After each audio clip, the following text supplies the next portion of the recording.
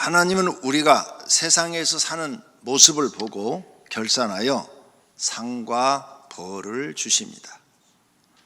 잠언 31장에 그 손의 열매가 그에게로 돌아갈 것이요 그 행한 일로 말미암아 성문에서 칭찬을 받으리라고 하십니다.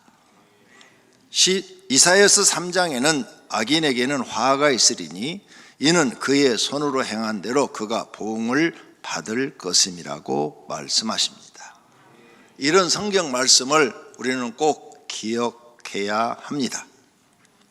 예수님이 하신 말씀 중에서 결산하시는 비유가 있습니다.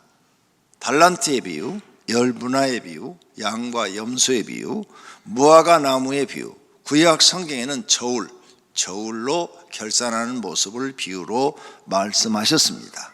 오늘은 이것을 배우겠습니다. 첫째, 하나님께 충성하는 비유가 있습니다. 이것은 하나님을 사랑하여 하나님의 일에 얼마나 충성을 하였는가를 측정하는 것입니다. 마태복음 25장에 보면 달란트의 비유가 나오는데 세 사람에게 각각 다른 무게의 일을 맡기십니다. 어떤 사람에게는 1달란트, 또 어떤 사람에게는 2달란트, 어떤 사람한테는 5달란트를 맡겼습니다. 그 중에 2달란트와 5달란트 맡은 사람 충성스럽게 일을 해서 주인이 와서 결산하자 할 때 많은 이익을 남겨드렸어요. 그래서 칭찬을 합니다. 2달란트 받았던 자도 와서 이르되 주인이여 내게 2달란트를 주셨는데 보소서 내가 또 2달란트를 남겼나이다. 그때 주인이신 하나님이 4달란트를 만들어놨죠. 잘하였도다 착하고 충성된 종아, 내가 적은 일에 충성하였음에 내가 많은 것을 내게 맡기리니 내 주인의 즐거움에 참여할지어다 하고 아멘. 이렇게 주인이 결산했을 때 하나님 앞에 이익을 남겨놓은 사람은 충성했다고 그러고 즐거움, 하나님이 주시는 즐거움, 하나님 나라 들어가는 것도 즐겁고 땅에서 복을 받아도 즐겁고 내 주인의 즐거움에 참여할지어다, 이런 상을 받는 줄로 믿습니다. 그런데 주인한테 충성하지 않는 종이 있어요. 그에게 내려진 벌입니다. 1달란트 맡은 사람은 일을 하지 않았어요. 땅에다 놔뒀다가 그대로 주인이 오니까 내놨어요. 전혀 일을 하지 않은 거죠. 이 달란트는 요즘 우리가 쓰고 있는 탤런트를 말하는 겁니다. 재능. 여러분이 하나님이 재능을 주었어요. 근데 그 재능을 하나님을 위해 쓰질 않았어. 그냥 땅속에 묻어놨어. 이런 사람들은 주인이 왔을 때 악하고 게으른 종아, 나는 심지 않은 데서 거두고 해치지 않은 데서 모으는 줄로 내가 알았느냐. 이 무익한 종을 바깥 어두운 데로 내쫓으라. 거기서 슬피 울며 이를 갈리라 하니라. 아멘. 벌을 받게 되는 거죠. 왜? 하나님 주신 재능을 하나님을 위해서, 이웃을 위해서 사용하지 않았어요. 그러니까 바깥 어두운 데는 지옥을 말합니다. 거기서 지옥 가서 슬피 울며 이를 갈리라, 이 말도 되고요. 세상에서도 바깥 어두운 데가 있어요. 내 인생이 뭐가 안 돼, 뭘 해도 안 돼요. 뭘 해도 꼬여, 실패해요. 이런 사람들이 어두운 세상을 사는 거죠. 날마다 슬퍼하며 일을 가는 것처럼 고통 속에서 사는 것. 그러니까 하나님이 주신 재능을 하나님을 위해서 쓰지, 선한 일 하나님을 위해서 쓰지 않으면 결국은 상을 못 받아요. 벌을 받습니다. 이게 하나님의 결산이에요. 그러니까 성도님들은 교회 나와서 성경 말씀을 마음에 새기고, 내가 하나님이 나를 언제나 보고 계시는구나, 이걸 알고 말씀대로 살아서 좋은 열매를 맺어야 될 줄로 믿습니다. 그 다음 예수님이 누가복음 19장에 열 문화의 비유를 해요. 여기는 각각 한 문화씩 10명에게 나눠줘요. 똑같은 양을 나눠줘요. 그랬더니 어떤 사람은 한 문화로 막 열심히 일을 해서 10문화를 만들어 놔요. 어떤 사람은 5문화를 만들어 놔요. 그런데 어떤 사람은 또 역시 일을 하지 않고 땅에다 묻어놔요. 일을 하지 않아요. 그래서 주인이 와서 결산하자. 그러니까 5문화를 남기고 또 10문화를 남기고 이렇게 열심히 일한 사람한테는 상을 줘요. 10문화 남은 사람 너는 10고를 차지하는 권세를 가져라 하고 10고를 맡기고, 5문화를 남긴 사람은 5고를 차지하라 하고 5고를 맡겨요. 근데 한 문화 그대로 놔둔 사람은 1고를 줘야 되잖아요. 근데 1고를 안 줘요. 이 악하고 게으른 종은 내가 왕됨을 원하지 않았으니 27절 저 원수들을 일하지 않은 사람들, 복수지요? 10사람에게 주었으니까 이리로 끌어다가 내 앞에서 죽이라. 심판해버려요. 근데 사람들이 이런 말씀을 기억하지 않아요. 내가 하나님 주신 재능을 일을 하지 않으면 이렇게 하나님 앞에 벌 받는다는 사실을 알면서도 일을 안 해요. 그러면서 뭐가 안 된다고만 얘기를 해요. 나는 이렇게 되는 일이 없냐? 나는 왜 이렇게 되는 일이 없어? 아니, 하나님이 매년 결산을 하시고 심판을 하시는데 이 말을 안 믿어요.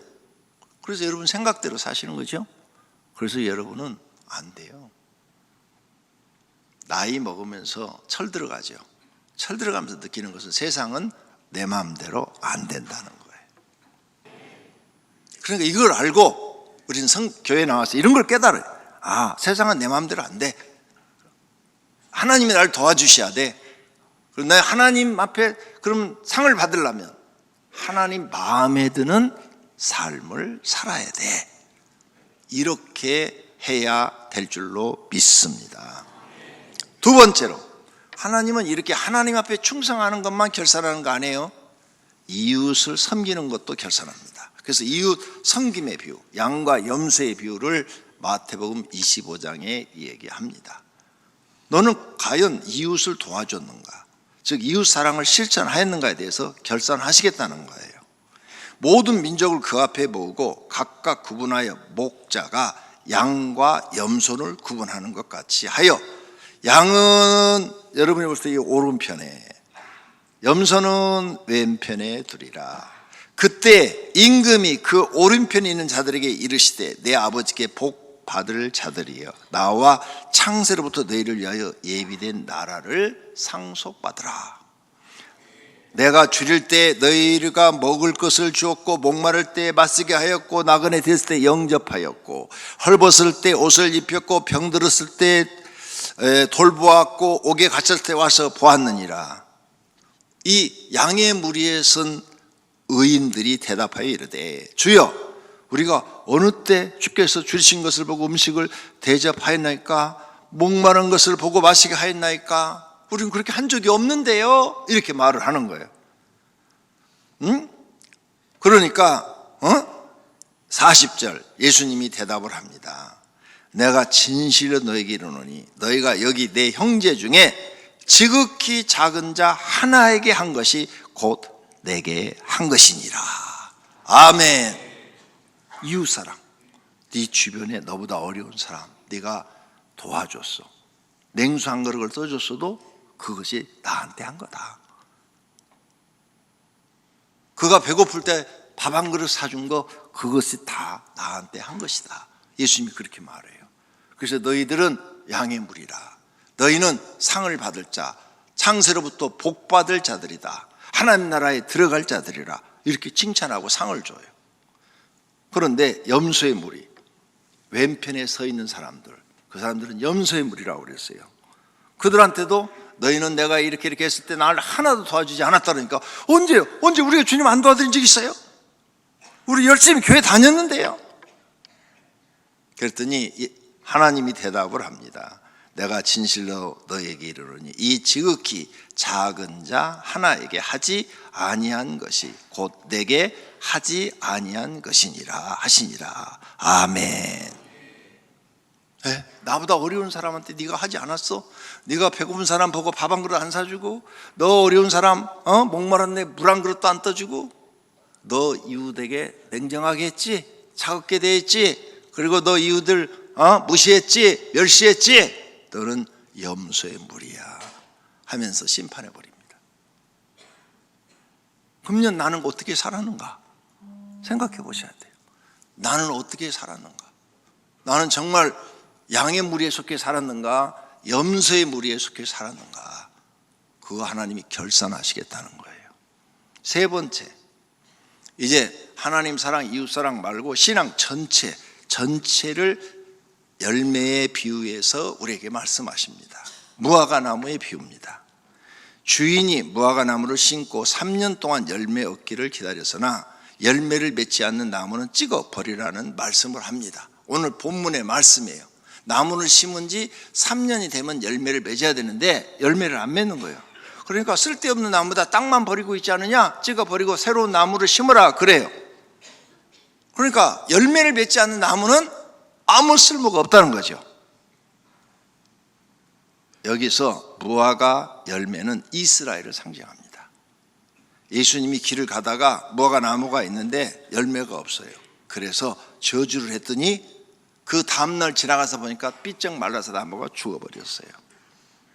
그게 바로 이스라엘을 얘기한 겁니다. 이스라엘이 하나님이 원하는 삶에 열매가 없어요. 하나님을 경외하고 이웃을 사랑하라고 말씀하셨는데 그 열매를 맺지 않아요. 그래서 하나님이 이스라엘을 심판해 버리잖아요. 그랬더니 이스라엘이 나라가 노마로 의해서 멸망을 당해서 없어져 버립니다. 노마에 의해서 이스라엘 나라가 없어져요. 1900년 동안 없어집니다. 이스라엘 백성이 열매가 뭔지를 모르는 거죠. 하나님이 원하는 열매가 뭔지를 몰라요. 교회 나오신 분들도 예배는 드리는데 하나님이 나한테 무슨 열매를 원하시는지를 몰라요. 하나님을 경외하는 열매가 있어야 되고요, 이웃을 사랑하는 열매가 있어야 됩니다. 그 다음에 구약에 보니까 또 이스라엘 백성을 저울에 비유해요. 저울. 구약 성경에 다니엘 시대에 바벨론의 왕 벨사상이 있어요. 근데 갑자기 잔치를 하는데 손만 나타나는 거예요. 손만. 그래서 벽에다가 지금 많은 신하들이 파티를 하고 있는데 손만 나타 글씨를 쓰는 거예요. 저게 도대체 무슨 글씨냐? 아무도 해석을 못하는 거예요. 읽지도 못하는 거예요. 그래서 유명한 사람들을 다 데려다가 저것 좀 해석해봐라. 아무도 못 읽어요. 그래서 누가 말을 합니다. 저런 거 해석하는 사람이 딱 한 사람이 있는데 다니엘이라는 사람이 있습니다. 그래 데려와라. 다니엘이 와가지고 딱 보고는 해석을 해요. 해석을 하는데 메네 데겔 우바르신 이런 글자예요. 왕이여, 저 글자는 메네 데겔 우바르신이라는 글자입니다. 그런데 저기 메네 그것은 하나님이 이미 왕의 나라의 시대를 세워서 그것을 끝나게 하셨다 하미요. 데겔은 왕을 저울에 달아보니 부족함이 보였다는 뜻입니다. 이전에 무슨 말을 하는 거면 네가 이거 해석하면은 이 나라의 세 번째 치리자에 앉히겠다고 그래요. 세 번째 권세자에. 왕이요, 그건 다른 사람에게 주소서 그래요. 나는 그거 필요 없습니다. 다른 사람에게 주소서. 그거 안 주실지라도 나는 저 글자를 해석해 드리겠습니다. 그렇게 해석해 주어요. 그래서 해석해 주었어요. 자, 그런데 딱 해석하고 나니까 막 벨사살이 너무 놀래가지고 야, 셋째 통치자로 삼았다 그랬어요. 29절. 그런데 그날 밤에 갈대 왕 벨사살이 죽음을 당하고 메대 사람 다리오가 나라를 세웠다 그랬어요. 그러니까 다니엘이 딱 선포한 대로, 글자를 해석한 대로 딱 되어버리는 거예요. 그러니 봐요. 그날 저녁에 나라가 망하는데 셋째 치리자가 되면 무슨 소용이 있어요? 그렇죠? 그러니까 난 그거 필요 없으니까 다른 사람에게 주소서. 이게 하나님 백성이 가져야 될 자세입니다. 그런데 욕심내면 안 돼요. 예, 자기는 하나님 뜻대로만 전하는 거예요. 예, 이렇게 해가지고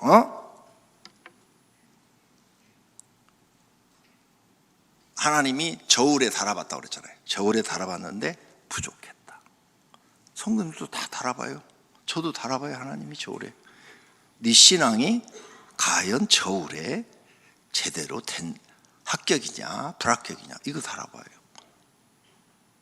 이 벨사살 왕은 불합격이요. 그래서 그날 저녁에 죽어요. 우리도 그런단 말이에요. 결산하신단 말이에요. 그러니까 우리가 하나님을 믿을 때 진짜로 믿어야 되는 거예요. 진짜로 믿는 게 교회만 나오는 게 아니라 진짜로 하나님을 경외하고 이웃에게 선을 행해야 되는 거예요. 의를 행해야 되는 거예요. 이웃에게 악을 행하면 다 이렇게 심판받는 거예요. 그러니까 앞으로 우리는 정신 차리는 수밖에 없어요. 네 번째로 이렇게 하나님이 결산하는 이유가 있어요. 상과 벌을 주시려고 결산하는 것입니다. 그래야 공의로우신 하나님이시에요. 하나님의 속성은 사랑, 거룩, 공의 이 세 가지가 항상 일을 해요. 그런데 어떤 사람들은 거룩은 뭐예요? 죄를 짓지 않는 거예요. 죄를 짓지 않고 사는 게 거룩하게 사는 거예요. 그래서 누구든지 죄를 짓지 않으면 어떻게 해야 돼요? 선과 의를 행해야 되겠죠. 공의, 공정하고 공평하게 사람을 평가해야 돼요. 하나님은 이 거룩한 죄를 짓지 않고 공의로 공정하고 공평하게 사람을 평가하는 게 있는데 모르는 사람들이 이 하나님의 거룩과 공의는 얘기도 안 하고 사랑만 얘기해서 이렇게 말하는 사람들이 요즘 방송에 나오더라고요. 그 말에 여러분 속으시면 난리 나요. 어떻게 얘기하느냐? 어떤 스님은 하나님이 사랑의 하나님이라고 해서 왜 지옥을 만들어서 사람을 지옥 보내느냐? 이렇게. 아, 그래요? 그 말이 맞는 것 같죠? 얼른 들으면 그래, 사랑의 하나님도 왜 지옥을 만들어서 사람 지옥 보내? 다 천국 보내면 되지. 얼른 들으면 그 말이 맞죠? 오늘 이 말을 들으면 여러분 생각이 바뀔 거예요. 악한 사람에게 상을 주면 세상이 어떻게 될까요? 악한 세상이 되겠죠. 그러면 선한 사람은 다 죽습니다. 그 악한 사람들이 득세하니까. 악한 사람들이 악한 짓을 하는데 상을 줘. 사랑으로 다 상을 주면 선한 사람들은 그 악한 사람들한테 치여서 살 길이 없어요. 깡패 소굴에다 여러분 집어넣으면 살 수 있어요? 깡패의 종이 되든지 아니면 거기서 깡패한테 맞아 죽겠죠? 이용당하다 죽겠죠? 그런데 사랑으로 그런 사람들한테 다 대해주라고요? 천국에 히틀러도 집어넣고 김일성도 집어넣고 거기다 여러분 집어넣으면 그거 천국이 되는 거예요? 그러니까 하나님의 사랑이 하나님이면서 어떻게 사람들에게 벌을 주고 지옥을 보내느냐 이런 말을 한 스님도 있고 또 이런 말을 한 철학자들도 있고 교수들도 있어요. 어떤 사람은 목사도 그 얘기하더라고. 하나님에게요 거룩과 공의가 없으면요 그건 천국이 안 되고요 우주가 엉망진창되어 버려요. 왜? 악한 사람들이 언제나 큰 소리 치고 사람 죽이고 득세하잖아요. 근데 공의가 있으니까 하나님께서 악한 사람들을 다 처벌해 버리니까 법을 만들어서 다 감옥 보내고 사형시키고 없애버리니까 그래도 세상에 이만큼이라도 지금 살만한 거예요. 저 대한민국에 있는 감옥에 있는 사람들 사랑으로 왜 감옥을 만들어? 다 그냥 살게 내두지. 그 다 풀어놔주면 어떻게 되겠어요? 지금 감옥에 있는 사람 다 석방시켜 놓으면 여러분 자녀들 안심하고 키울 수 있을 것 같아요? 그러니까 그 사람들 말 들으면 그럴 것 같은데 그게 다 틀린 말이라고요. 마귀가 하는 말이에요. 이 말이 맞는 거예요. 하나님은 사랑도 있고 거룩도 있고 공의가 있는데 똑같이 일을 하셔야 돼요. 거룩함도 있어서 악을 행하는 사람도 하나님이 잡아서 공의로 심판도 하셔야 되고 또 자기 잘못을 깨닫고 회개하고 바르게 살라는 사람은 사랑으로 대해 주셔서 더 살도록 도와주셔야 되고 이런 세상이 돼야 사람이 살 수가 있는 거죠. 잊어버리지 마세요. 하나님은 세 가지 속성이 있다. 사랑, 거룩, 공의. 이 세 가지가 함께 일을 하셔야 착한 사람들이 살 수가 있다. 지금 살인자들, 그 애들 막 강간하는 그런 범죄자들 다 풀어놓으면 여러분 자녀들 어떻게 키우려고 그래요? 다 잡아서 넣는 게 그게 공의예요, 공의. 그리고 그 공의가 있어야 선한 사람들이 살아갈 수가 있는 거예요. 할렐루야. 우리는 하나님이 말씀이 참되고 바르고 사랑과 거룩함이 있는 공의롭다는 것을 믿습니다. 그래서 하나님은 사람들을 보시고 결산을 하시는 거예요. 내가 오늘 복과 저주를 너희 앞에 두나니 너희는 선택해라. 복받을 길과 저주받을 길이 있다. 선택해라. 내가 오늘 하늘과 땅을 불러 너희에게 증거를 삼노라. 내가 생명과 사망과 복과 저주를 내 앞에 두었은즉 너와 내 자손이 살기 위하여 생명을 택하고 내 하나님 여호와를 사랑하고 그의 말씀을 청종하며 또 그를 의지하라. 그는 내 생명이시요 장수이시니 여호와께서 내 조상 아브라함과 이삭과 야곱에 주리라고 맹세하신 땅에 내가 거주하리라. 아멘. 복과 저주를 선택하래요. 성도님은 어떤 것을 선택하시겠습니까? 복을 선택하시기를 바랍니다. 하나님을 사랑하는 마음으로 맡겨진 일에 한 해 동안 충성하였다면 상을 받을 것입니다. 그러나 하나님 일에 불충하였다면 형벌을 받을 것입니다. 또 하나님 말씀에 순종하는 마음으로 이웃을 사랑하여 섬기고 도와주는 일이 많았다면 하나님께서 상을 많이 주실 것입니다. 그러나 아무도 도와주지 않았거나 이웃에게 피해를 주었다면 거기에 상응하는 벌이 주어질 것입니다. 이것이 하나님이 하시는 결산입니다. 그런데 오늘 본문은 청지기가 주인 되신 하나님께 간절하게 부탁합니다. 주인 되신 하나님, 한 번만 더 기회를 주십시오. 내가 앞으로 1년 동안 열심히 성경 가르치고 기도 훈련시키고 전도 훈련시키고 하나님 사랑 가르치고 충성도 가르치고 이웃사랑도 가르치고 섬기는 것 돕는 것도 가르치겠습니다. 그러니 한 해만 더 기회를 주십시오. 한 해 후에도 신앙의 열매가 없으면 그때 심판하십시오 하고 기회를 달라고 주인 되신 하나님 앞에 부탁하는 청지기의 모습이 나옵니다. 이런 청지기의 간청이 아름답습니다. 그래서 하나님께서 청지기의 간청을 보고 허락하시는 장면이 바로 오늘 본문 말씀입니다.